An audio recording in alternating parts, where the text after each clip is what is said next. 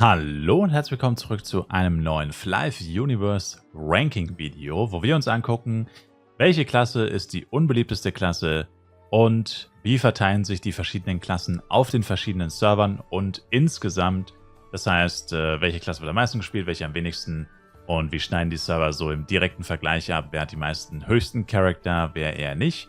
Und zuallererst blicken wir natürlich trotzdem kurz auf den FEC-Server. Der FEC-Server selbst wird nicht in der Statistik oder in meiner Statistik mit aufgeführt. Einfach nur, weil er ja eh bald schon wieder verschwindet in 3 Monaten.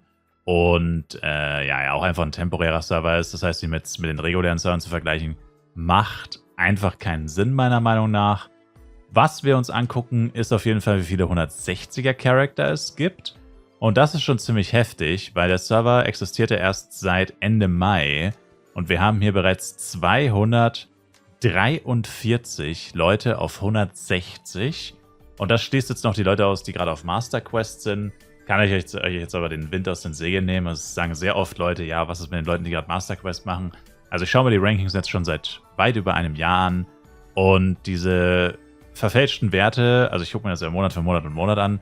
Und es sind maximal, keine Ahnung, 10 Leute vielleicht. Also das ist wirklich nicht sehr viel. Auf dem FEC-Server ist es vielleicht ein bisschen mehr, weil hier umso mehr Leute spielen. Aber es ist wirklich nicht die Welt. Also ich meine, es sind vielleicht 250, 260, aber wirklich nicht sehr viel mehr.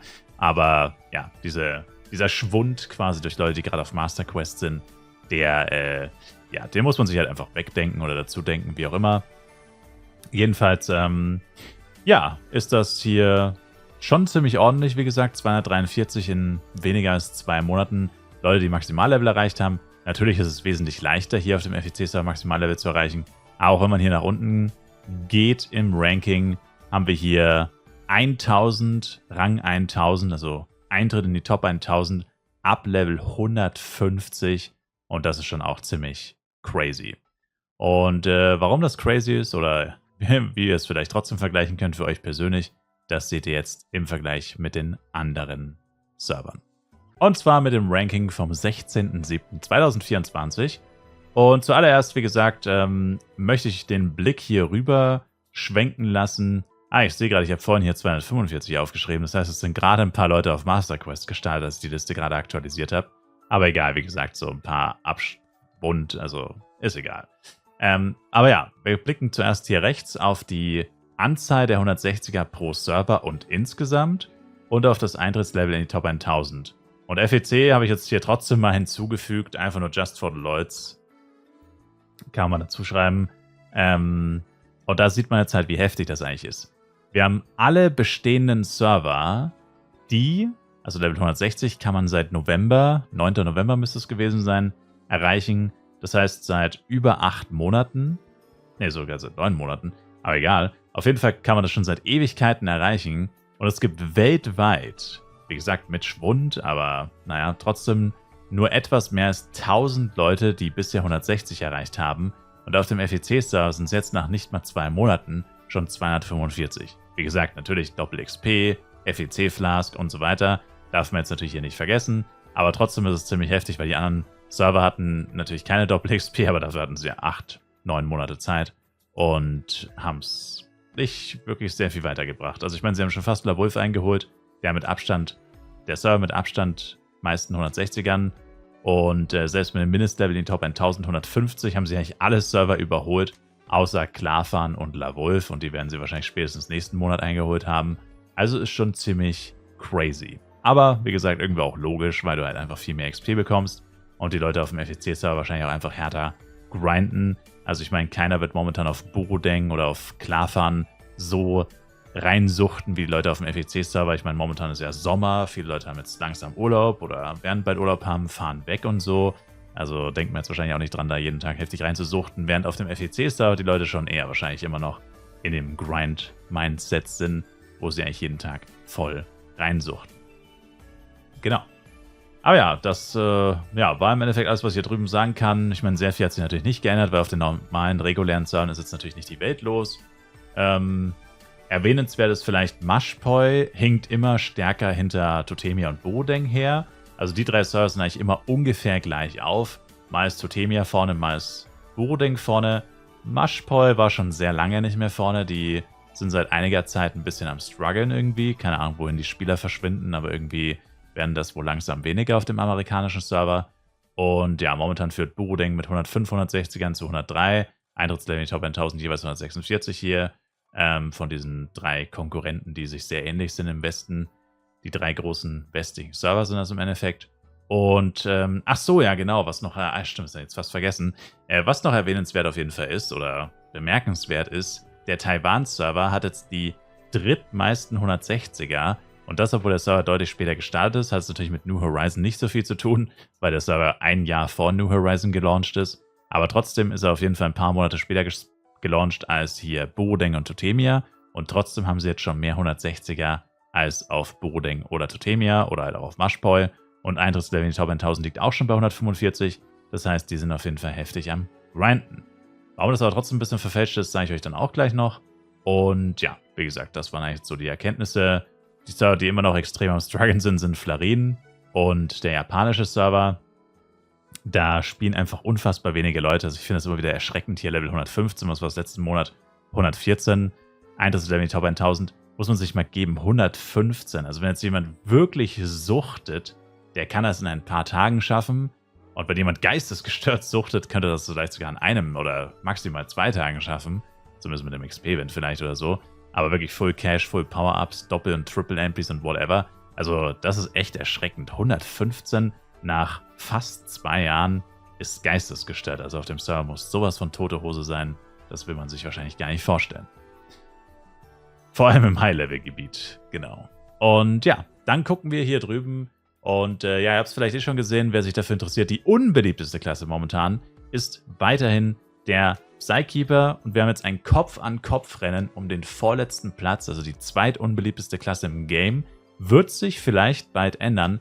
Aktuell ist es noch Elementor mit 719 weltweit, ohne FEC natürlich. Und Platz 6 ist aktuell noch Jester mit 725. Aber ihr seht, das sind gerade mal noch 6 Unterschied. Und Elementor hat jetzt die letzten Monate immer minimal dazu bekommen. Und Jester hat eigentlich jeden Monat sehr viel verloren. Also man sieht es hier wieder, Jester hat den größten Verlust im Vergleich zum Vormonat. Und das war letzten Monat, glaube ich, auch schon so. Hat er auch den größten Verlust. Genauso Jester verlieren momentan die meisten Spieler. Und Elementor gewinnt zwar nicht so viele, aber auf jeden Fall verlieren sie keine. Und deswegen rücken sie immer näher auf Platz 6 oder an Platz 6 heran. Noch ist es nicht passiert, aber wenn es so weitergeht, ist es nur noch eine Frage der Zeit. Genau. Und ja, das ist im Endeffekt das Ranking, der Rest ist unverändert. Also nochmal zur Wiederholung. Beliebteste Klasse Ringmaster, dann Ranger, dann Blade, dann, jetzt hätte ich fast Billposter gesagt. Knight wollte ich gerade sagen. Es ist natürlich Billposter, dann Knight, dann Jester, dann Elementor und dann Psykeeper. Wobei man jetzt auch sagen muss, Knight und Billposter sind mittlerweile auch relativ nah beieinander. 930 versus 963. Also auch beim Kampf um Platz 4 oder 5 könnte sich vor allem nach FEC eventuell was ändern. Je nachdem, ob mehr Knights oder mehr Billposter übertragen werden, könnte sich da spätestens in ein paar Monaten auch mal was ändern. Also so knapp und so close war das Ranking eigentlich noch nie. Also ist momentan tatsächlich relativ spannend. Und das, obwohl gerade der FEC-Server läuft, wo man eigentlich meinen müsste, dass es jetzt momentan alles so ein bisschen still steht, weil niemand spielt. Aber tatsächlich spielen doch noch einige Leute auf den regulären Servern, vor allem Leute im High-Level. Und deswegen tut sich hier im Ranking tatsächlich schon noch ein bisschen was. Genau. Ja, dann zu den höchsten Spielern. Also grünes Feld bedeutet, das sind die meisten auf dem jeweiligen Server, also die meisten Ringmaster zum Beispiel, die meisten Psykeeper. Und rot bedeutet, das sind die wenigsten Psykeeper, die wenigsten Jester auf dem, also im weltweiten Vergleich auf dem jeweiligen Server. Also der Server hat quasi die wenigsten oder die meisten von eben grün oder rot. Und ich habe ja vorhin schon gesagt, bei dem Taiwan-Server hier ganz unten mit den Ringmastern, warum das hier mit den Level 160ern bzw. Eintrittslevel in die Top 1000 nicht ganz so aussagekräftig ist, weil sie mit Abstand die meisten Ringmaster haben. Und wenn man sich mal so den internationalen Vergleich anguckt, sieht man, je inaktiver, also man kann es jetzt nicht als Faustformel nehmen, aber je neuer und inaktiver ein Server ist, desto höher ist die Anzahl der Ringmaster. Ja? Das kann man eigentlich schon so als Faustformel ableiten. Also man sieht es schon. Neue Server, Rises zum Beispiel, der neueste Server, hat die zweitmeisten Ringmaster. Dann der zweitneueste Server hat die meisten Ringmaster. Dann die beiden Server, die im Ranking generell ziemlich strugglen, oder die 3 Server, Genesee struggelt eigentlich auch extrem, also die 3 Server strugglen eigentlich extrem. Die haben auch alle 3 extrem viele Ringmaster. Gut, jetzt nicht so viele mehr. Also ich meine, 359 ist jetzt nicht so krass wie 409. Das sind nochmal 50 mehr. Aber trotzdem kann man es so ungefähr als Faustregel schon so ein bisschen hernehmen.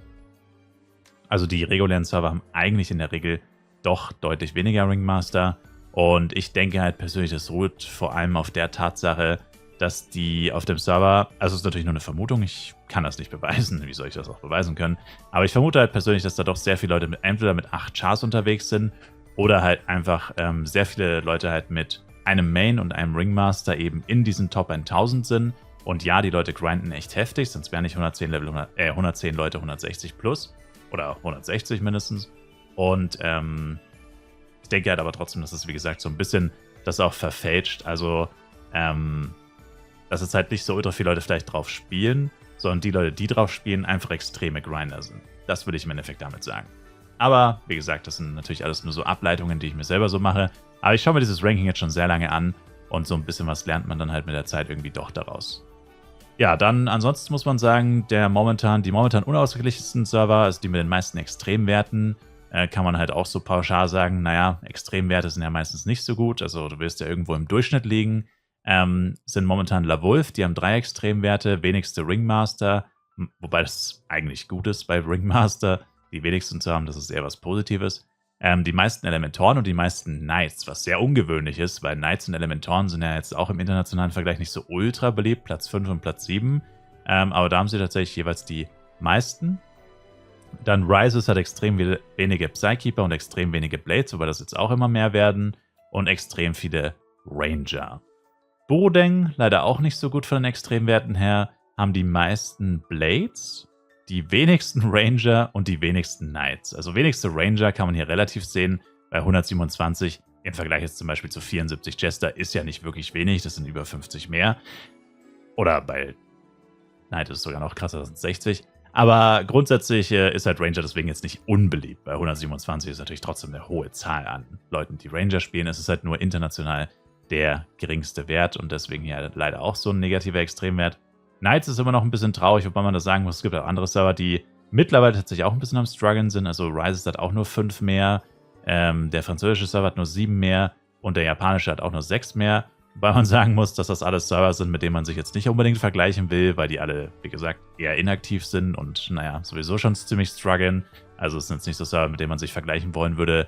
Vergleichen will man sich eher so mit Mashpoi Totemia, LaWolf oder so und die haben halt einfach deutlich mehr Knights als die Leute auf Bodeng. Und ja, der Taiwan-Server, wie gesagt, hat die meisten Ringmaster, die wenigsten Jester mit nur 38. Also die Taiwan-Spieler hassen offensichtlich Jester. Bei 38 ist schon wirklich geistesgestört. Ich meine, schau dich mal an, hier so 70, 60, 70, 60, 80, 70, 70. Also alles so im 60, 70er Bereich irgendwo. Und dann einfach 38. Also literally der zweitniedrigste Wert ist einfach 51 versus 38. Also keine Ahnung, was die Taiwan-Spieler gegen Jester haben, aber offensichtlich hassen sie ihn. Und ja, crazy einfach nur. Genauso ist es auch mit Billposter, die haben auch nur 59. Auch daraus könnte man, by the way, was ableiten, fällt mir gerade auf. War das letzten Monat auch schon so? Tatsächlich, da habe ich das gleich auch nicht gesehen. Ja, das fällt mir jetzt tatsächlich zum ersten Mal auf. Die haben hier jeweils bei Billposter und Jester die wenigsten. Und Billposter und Jester sind eigentlich schon immer... Oh ne, wobei, ich habe einen Fehler gemacht. Ne, meint. Oh mein Gott, ich habe einen Fehler gemacht. No! Bei Billposter haben sie tatsächlich nicht die wenigsten. Rises hat die wenigsten. Oh, mein Fehler. Ist aber Jacke wie Hose, weil 57 und 59 ist fast das gleiche. Und man kann trotzdem, also anders hätte ich es jetzt nicht gesehen, von dem her muss man es jetzt trotzdem positiv sehen. Daraus kann man schon was ableiten. Weil das bedeutet letztendlich, Jester und Billposter sind eigentlich starke PvP-Klassen. Also Jester und Billposter werden eher wegen PvP gepickt, als wegen PvE. Ich meine, wenn du im PvE hohen Damage machen willst, dann würden die meisten Leute sagen, ja, dann nehme ich einen Blade und nicht einen Jester. Also kein Mensch, der noch halbwegs bei Verstand ist, wenn es ihm nur um Damage geht, würde jemals einen Jester über einen Blade wählen. Und bei Billposter ähnlich. Und das heißt, wenn ein Server jetzt extrem wenige Billposter und Jester hat, könnte man daraus ableiten, theoretisch. Lustigerweise haben sie auch extrem wenige Psykeeper und gut, das ist nicht extrem wenig, aber auch nicht ultra viele Elementoren. Und Psykeeper, Jester und Billposter sind eigentlich schon beliebte Klassen im PvP, dass die hier einfach auch kein PvP spielen auf dem Server. Das ist echt crazy. Alle 3 sind extrem wenig, nicht die wenigsten, aber das ist echt krass. Also wenn man es mal mit Bodeng vergleicht, wir haben 83 Psykeeper, 74 Jester, das sind fast doppelt so viele, und 98 Bildposter, das sind literally fast überall doppelt so viele oder ja, weit über 50% mehr. Das ist schon ziemlich heftig. Das heißt, man könnte davon ausgehen, dass die vielleicht einfach kein PvP spielen. Was ein weiteres Zeichen dafür wäre, dass auf dem Server vielleicht gar nicht so viel los ist, wie man jetzt hier drüben sich so ableiten würde. Wow, die haben so ultra viele Leute auf 160 und so ultra viele Leute auf 145. Aber wenn das alles Doppelaccounts sind, dann, wie gesagt, die einfach nur den ganzen Tag PvE grinden, ja, dann sieht das deutlich aktiver aus, als man jetzt hier tatsächlich dann ableiten würde aus den Zahlen. Aber ja, ihr seht, so eine Statistik ist eigentlich ganz interessant. Also ich mache das eigentlich auch ganz gerne. So einmal im Monat, das geht auch ziemlich schnell. Also ich meine, ich weiß ja mittlerweile auch genau, worauf ich hier achten möchte und so. Und ja, also momentan hat sich nichts im Ranking verändert der unbeliebtesten Klassen. Psykeeper, wie gesagt, weiterhin Platz 8. Aber bei Platz 5 und 6 und bei Platz 6 und 7 und bei Platz 4 und 5 könnte sich zeitnah was ändern. Spätestens wahrscheinlich nach dem FEC könnte sich hier einiges ändern. Genau. Die einzigen, die unantastbar sind, sind halt Ringmaster und Ranger, weil die sind so heftig ahead und zeigen auch keinen wirklich Slowdown. Ranger hat auch, by the way, einfach 23 plus gemacht im letzten Monat, also ja, da wird sich wahrscheinlich nicht viel ändern. Aber bei den anderen, beim Mittelfeld und vor allem bei den Schlusslichtern, da bleibt es spannend. Und ja, ich sagte wie immer, danke euch vielmals fürs Zuschauen. Ich würde mich sehr über ein Like, Kommentar, ein Abo von euch freuen und ich hoffe, wir sehen uns im nächsten Fly Universe Video wieder. Bis dahin, macht's gut, haut's rein und ciao, ciao.